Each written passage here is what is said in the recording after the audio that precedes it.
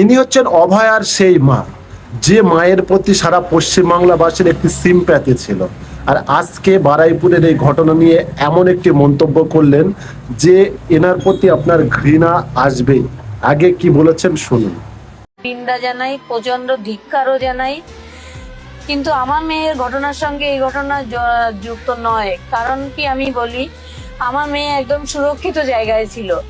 এই মেয়েটা বাড়িতে ছিল না বা কোথায় ছিল আমি ঠিক জানি না, কিন্তু আমার মেয়ে একদম সুরক্ষিত বলয়ের মধ্যে ছিল। আমাদের নতুন সরকার এসেছেন, তাকে নিয়েই আমরা চলবো আমাদের পথ, এবং এই সরকারও সমর্থন করবেন না এইসবগুলো। এগুলো তৃণমূলের কি বীজ বৃক্ষ পুঁতেছে, বীজ বৃক্ষ পুঁতলে তো অমৃত ফল হবে না। প্রাক্তন মুখ্যমন্ত্রী যিনি স্বাস্থ্য, শিক্ষা সবকিছু বিসর্জন দিয়েছেন বাংলা থেকে, এটা তারই কৃতকর্মের ফল এখন এই ফলছে।